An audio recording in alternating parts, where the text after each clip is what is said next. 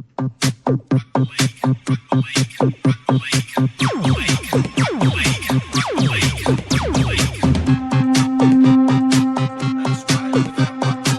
ora, and welcome back to the Mad Monday podcast, brought to you by 4 in 20 Pies. I'm talking about the perfect at-home snack for watching the rugby league. You're with Dai Henwood, and joining me this week I've had the pleasure of commentating with him on the weekend, the wonderful Ben Hurley. How are you, mate? Look, I'm a bit gutted, if I'm honest. That was some hard loss to take in the weekend. I'm sure we'll get into it, but not only did that result happen, but then my other team lost in Golden Point straight after it. I know, it was, I suppose for impartial rugby league fans, it was actually a great Super Saturday of sport, because it's always wonderful when the games go down to Golden Point. But they fell on the wrong side of it for the fans. And we'll kick off with what was the Warriors losing in Golden Point to the Dogs, 13-12. To be honest, Ben, I thought at halftime that we were going to get the chocolates there, and it felt like everything that could go against us did go against us, starting with our back three, DWZ, Marcelo Montoya, and Chance Nickel-Klokstad all ruling themselves out of the game with injury. Yeah, I don't think I've ever seen an injury ward quite that bad before in a Warriors team. We weren't allowed to get the 18th man in. Usually there's some sort of, situation where you're allowed to have at least two players on the bench, but going into a extended time game with only one player on the bench is pretty brutal. And I know, look, it's sort of cold comfort, but at least we showed a lot of heart in that loss. Oh, you can't knock the Warriors. And to add to your point, it's even more bizarre when you lose three players and they're all sort of effectively in the same position, if you know what I mean. Like you lose the entire back. It's not like you lose a forward, you lose a centre, and you lose a winger where you can start plugging holes. They're our whole, like, get out of the half. And then it meant that Webby, I was listening to the press conference, he said he actually missed a lot of the game because he spent the whole time not watching the ball, watching where players were standing so he could figure out who he's actually trying to juggle to there and move to there. And I'll tell you who I'll give big raps to, Freddie Lussick. He came out and played in the middle. He was taking hit-ups. His tackling was amazing. He had that awesome steal of the ball where Reid Marnie was facing the wrong way on the play. And as you said, the Warriors have got to hold their heads up high. It's going to be a game that comes back to haunt us, I think, when we look at the standings at the back of the year. And let's look at some positives in this game. How good was Leka Halasima, seeing these young boys have good debuts? Yeah. Look, I'd put him in the same category as Jacob Laban, as having a really strong debut. I mean, he almost scored like a Halasima. One of the great steps of the game to go over the line, unfortunately, was held up. That would have been a dream start, and we really needed those points at that point. But yeah, you got to look at the positives. I saw that press conference as well, and Webby was basically going, "We've got our resilience back." Unfortunately, it's taken till this point. Well, maybe the last, I don't know, probably 4 or 5 games, we've got our resilience back. I don't know what except was the happening Titans. Yeah, of course. Yeah, sorry, forgot about the Titans. That was a blip. Yeah, look, I don't know what was going on at the start of the season, but we definitely didn't have it. I still go back to that Melbourne game that we lost in the last second, and Xavier Coates stopped down in the corner, and I think that really dented our confidence for a good sort of half a dozen rounds. You're so right. Also, I looked to the game before that Sharks game at home that we should have won, where we were ahead and we just let them creep back in. And I was looking back at last year, and it actually turns out every sort of 50-50 momentum thing last year went in our favour. We won those 2 to 4 point games. we got the call and so forth that would go for us. Whereas this year it's the complete opposite. If the perfect storm can happen against us, it seems to happen against us. And the perfect storm seems to always actually be the Melbourne Storm. We just can't beat them at all. And it's looking a bit rugged now because even though we can effectively make the 8, we've got our 2 byes, we've got 7 games, we need to win 6 of them. What's really hurting us is all the teams around us are actually starting to fire now. Souths are actually on a run. It feels like it's just us. We're at 14th. It's us, the Titans, the Tigers, and Parramatta are sort of languishing around the bottom. And we're going to have to really step up because I do think that 8 and 9 and potentially 8, 9, 10 could be on the same points at the end of the season, and it's going to be points differential. Yeah, absolutely. I wanted to go back to the Freddie Lussick point because I rewatched the game and was listening to the mainstream commentary, and they started calling him Blocker Lussick, which I think they thought that they were giving him a compliment because he was taking hit-ups. But, of course, we think of blocker as a whole different thing. Oh, yeah, as the sort of weird lean-in drunk uncle at a wedding. Yeah. I too, I couldn't actually bring myself to do a full rewatch of that game as it was so heartbreaking, but I did the highlights, and it's so tough when you see a game like that. And I was trying to look for points where we could have won that because I'm not one to blame the refs, but we have to talk about it. This weak-gutted dog, Jamin Salmon, and that shot. To add insult to injury, the judiciary cited him and he's getting a 2 to 3 week ban. So that a 2 to 3 week ban says that that's a sin-binnable offence. It was in front of the sticks with, a few minutes to go in Golden Point? Yeah, I mean, that was the game. That was the game. I don't know why the bunker couldn't have stepped in. Because also, he was spitting out teeth in a broken jaw. To Marty Martin, I was worried his jaw was broken the way the trainer was wobbling it. Oh, if you do anything to Marty Martin's face, I will find out who you are, where you live, I will hunt you down, and I will kill you. Because there's two issues on this. One, his shoulder made high contact as well. Even if his shoulder didn't make high contact, it was a reckless head clash. He ran out of the line with reckless intent and hit him late. So that annoyed me. Also, what I only spied on the highlights, when Reed Marnie got his hand up and touched the ball to stop it going over, he was 1.5 meters offside. Oh, at least. I reckon he was 3 meters offside. And, I mean, the referee puts their whistle away at that point. But it's just so frustrating that the two moments, basically, one, the drop goal would have won us. Two, a penalty would have won it for us. And they were both on illegal plays. And 3, Matt Burton, who now has won the game 2 weeks in a row with a drop goal, he's a flat earther. What? So last year, Matt Burton came out very bizarrely in a press conference and said, not a lot of what this matters because the Earth's flat. So anyway, and people thought he was joking.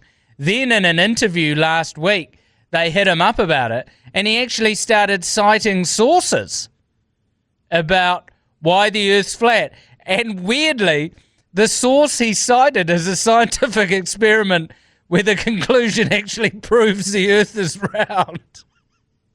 Okay, this is a whole other dimension that I had not factored in. So I mean, I don't reckon like a Doggies fan traditionally, not a New Zealand Doggies fan, but a Sydney, Australia, Canterbury fan is generally not, the most smart person on earth. No, they're traditionally, Bulldogs fans are often immigrants from Europe. All right, this doesn't make me sound good. No, who like just hardcore working class people. Yeah, I just find all I think of when I think of the Bulldogs, like they're '90s fans that were just rabid, and when they got a female CEO, just basically, did everything to try and get her ousted. And she's a legend for sticking with the job, to be honest. But I didn't think that they were quite down to flat Earth believers. There should be an episode of the X-Files about Matt Burton where Scullery and Mouldy. Mulder, not Mouldy. Yeah. Did you say Sculler and Mouldy? Sculler and Maori. Sculler and Maori, that's a real different X-Files. There's a rural New Zealand X-Files, it's Sculler and Maori. Look, we said before that game, we said it might be the actual real test of the season because the Dogs were sixth. I think that puts them up to something like fourth now on the table. The Dogs are flying at the moment. And to be honest, full credit to what Cameron Ciraldo's done in that side because they defended their asses off. The point I was getting to before is outside of the Reed Marnie offside and that high shot by Jamin Salmon, we got over the line twice and were held up. We had some very sloppy end of sets when we were on attack there. Granted, it becomes very hard to run your shape when your wingers and your fullback are both off. Also, Roger Tuivasa-Sheck had that. He dropped a bomb that was a bit of a momentum shift that thankfully didn't come back to hurt us because I believe it was Sam Hughes then knocked it on very soon afterwards. But we did have our opportunities to ice that game. Yes, but then so did Canterbury, I suppose. Like we're talking about the old flat earther. He hit the post twice before it actually went over. Yeah, he was in front a couple of times, and our credit to us, our defence was pretty epic. We only let in a try off a kick and an intercept. Like it wasn't that we had weak defence. They just read that beautifully on that short ball that Tamati Martin was trying to throw. So, do we have to face facts? Is that the season? I mean, I'm reticent to say it, but I think it is. I mean, I have sort of been, I've been secretly girding my loins for this moment. That the season was falling away, and I think it's just a bit too far to try and win 6 from 7. Well, to win the competition now, they literally have to win every single game except one between now and the first weekend in October. Yes, and and none of that loss cannot happen in the finals. That's right. Because we can't make the top 4, so we'd have to sneak into the bottom of the 8. No team has won the competition from the bottom of the 8 before. So I think it's a bridge too far. I think we need to go on a run, though, to keep some positivity around the side. I think it's now is the time to give boys like Leka Halasima, Graham Moala Taufa, Ali Leatawa, all these boys some game time, to be honest. Yeah, absolutely. I mean, who do we know who we're losing next season? Are we losing anyone major? So I think it's more young guys they haven't given contracts to. The biggest loss, obviously, is AFB, but that's nullified because James Fisher-Harris is coming. That's right. What I worry about is I think that we thought this year was our chance to win the comp, hence buying Roger Tuivasa-Sheck and Kirk Capewell. And the Warriors, I think both of them are on 3-year deals, and whether in that third year of the deal, whether they'll be worth their salt, because, I mean, they're both amazing behind the scenes in terms of old heads for the young guys, showing them how to train, how to be a professional athlete, how to be a professional league player. Tuivasa-Sheck's amazing at that. But then I worry whether they're holding out these young guys from their positions and then the young guys look elsewhere. I also hear that there's 6 clubs trying to sign Tamati Martin at the moment.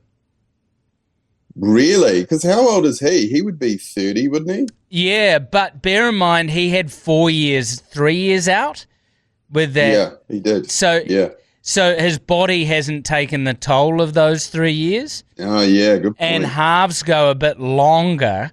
And we've got this worry of if Sean Johnson's there next year and he's fit and Tamati's not getting game time, because we've got these 4 halves now, CHT, Metcalf, Tamati Martin and Sean Johnson. I've just looked Tamati Martin up on Tinder. He's 28. He's 28. Yeah, so he's 38 in real life then. Okay, so he's still got quite a few years left in him, but we should move on. But let's talk quickly about CHT. Like, he is a little bit rocks and diamonds at the moment. He had some lovely moments, particularly on defence in that game, but he basically butchered a try with I thought there was no real butchered, tries or whatever, but there was really, because he did that terrible no-look pass. Oh, when he was basically in the clear and threw the ball over the sideline. But having said that, I still rate him massively as a player. This is a bit of I think that this was a great example of neither CHT or Tamati Martin had a thoroughly good game. Like they didn't connect like they had in the previous sort of outings together. And it's and I mean I think that's also because the Dogs were a better defensive side. And I mean we're sort of raking it over the coals, but that was a game we should have won. I think if we were at home, we win that game. Yeah, I think if the ref was looking in the right goddamn direction, we won that game. But yeah, I mean, they actually said it on the other commentary as well. In that golden point, they said the refs put his whistle in his sock. Yeah, and I mean, Corey Parker was pretty adamant that that was a penalty. Yeah. Well, it obviously was a penalty. And yeah. Today, later this afternoon, no doubt Graham Annesley will give it the okay, guys, sorry about that. That should have been a penalty. Yeah, where's our 2 points, Dick? I mean, it's absolutely ridiculous. But we have a bye this week, guaranteed 2 points, and then we will be back next Monday to discuss the Raiders game, which will be a very interesting game because the Raiders are very much a rocks and diamonds side, and we're playing that at GIO Stadium. It feels like our home games are very few and far between, eh? They all seem to be 3 or 4 weeks apart. Oh, I thought we were doing the whole playing over there buzz like we did during COVID now. Yeah, no, the NRL is rewarding us with less than half of the games at home. For some reason, we're the only side that won't get half of our games at home. And there's something I heard that something like the last 6 of the last 7 of the Cowboys games are all at home. Yeah, and so in round 17, we had only had 6 games at Mount Smart. Yeah, and had we had one in Christchurch? Yeah, and one in Christchurch. Something? But still, yeah, right. Half of 17 is not 7. No, you're right. But, and what, Brisbane didn't leave Queensland for 4 months. They've only left Queensland once so far, I think. I think they're on the road now and they're losing. Yeah, I mean Brisbane are having a bit of a shambles. I think they'll fall out. It's anyone's competition except ours. Except ours. Well, that's what Minara and I talked about last week. Is that it's such a weird, random year, more so than usual, that when it happens like that, generally the Melbourne Storm win because they're the most consistent side. Yes, and I was looking at the table, and I was like, Melbourne are top of the table, 4 points clear.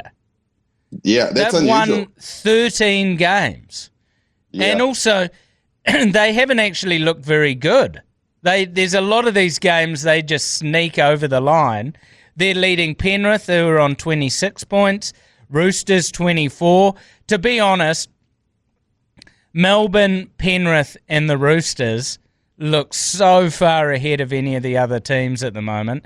They just seem to be, if the games are close at half-time, they seem to be those sides that look like they're just playing with their food a bit, and then when they actually knuckle down, they just put the points on.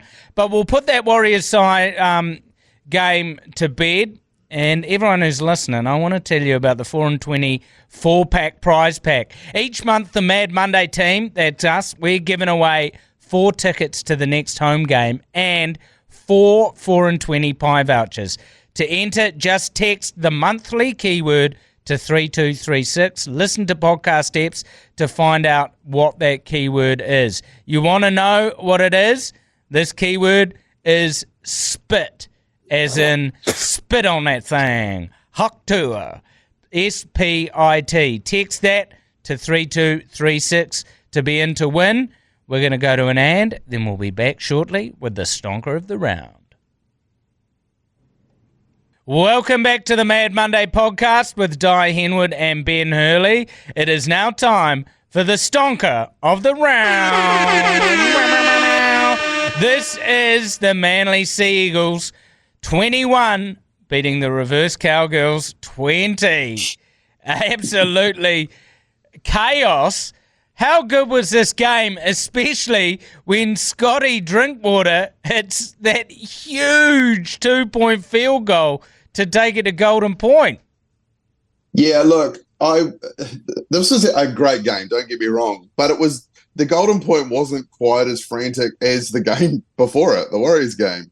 It was real good, but it actually kind of got overshadowed by a better stonker, which was the Warriors game. Yeah, completely. The Warriors was the stonker, and also watching this game, it felt like it went to Golden Point in actual time because they sort of got into a drop goal off with about 5 minutes to go.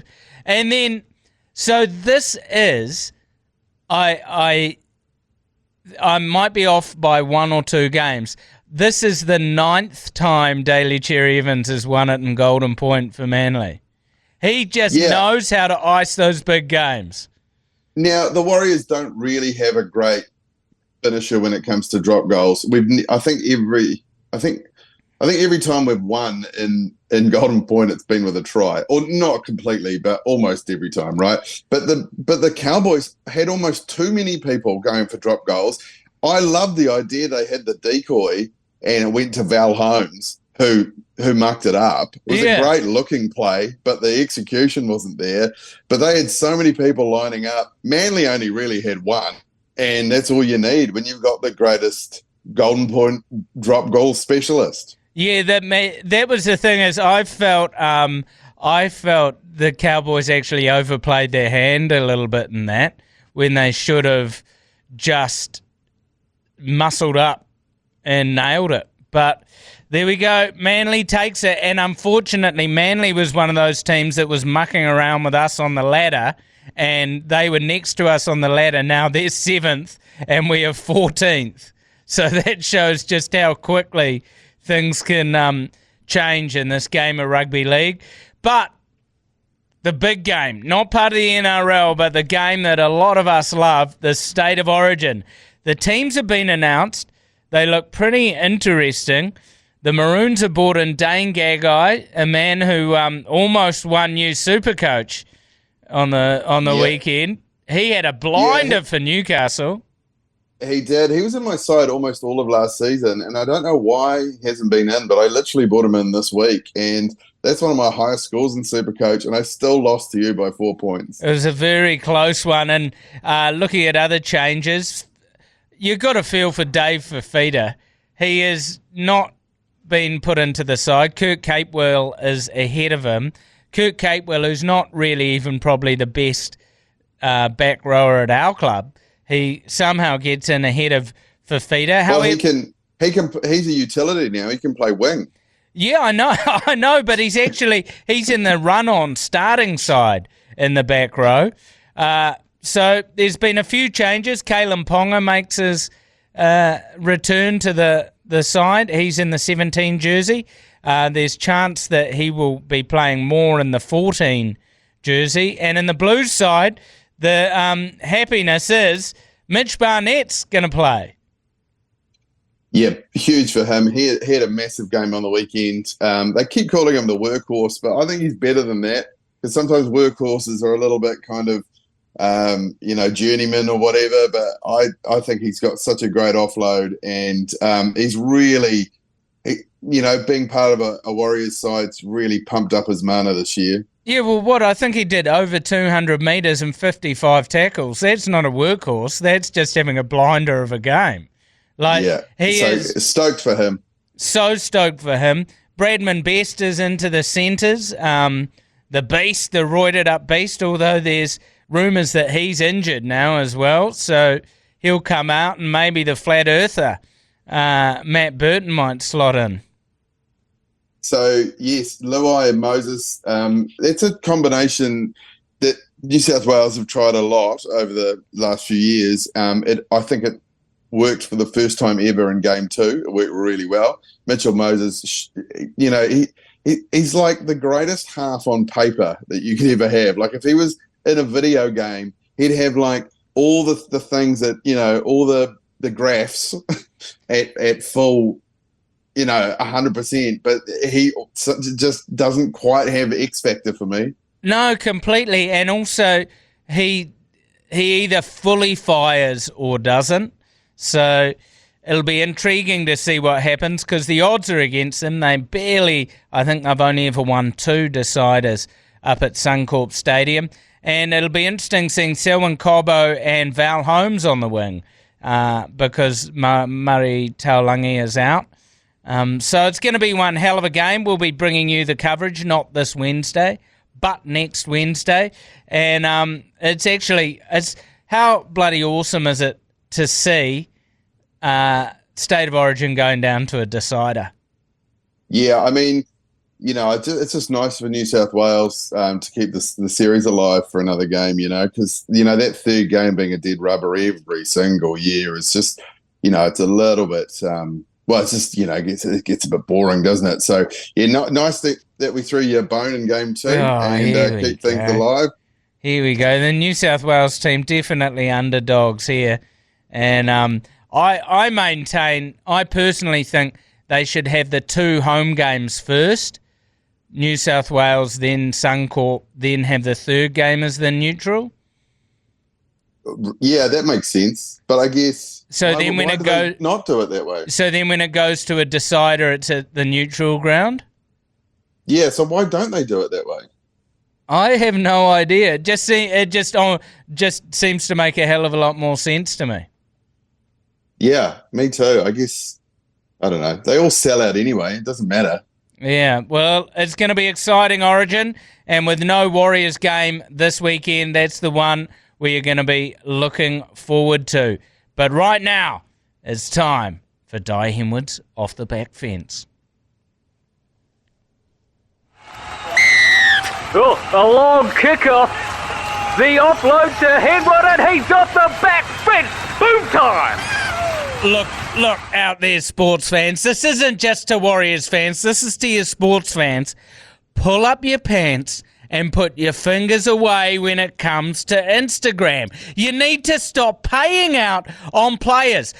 When Sean Johnson was playing, everyone was, oh, bloody Sean Johnson doesn't know what he's doing. He doesn't know. He's got to be out of the team. He's bloody got to have Tamari Martin and CHT in the halves. Why did we sign Sean Johnson? Then after this week, everyone's, oh, we can't have bloody CHT in the side. The only person who knows how to kick a drop goal is Sean Johnson. You need to sort yourselves out. Just quietly talk to yourself about why you don't like players. You don't need to publicly pay out on players. It demoralises them. It makes them stay off social media. It makes them not want to engage, okay? Look, fans, we are part of the club. I believe we're part of the club. If you're a paying member, you're part of the club. You have your right to an opinion. I'm not saying that. But before you get on and you just want to fully blow one of these dudes, not blow one of them, like, sorry, you want to yell at them. You want to do the opposite of blowing one of these dudes. You want to unblow them.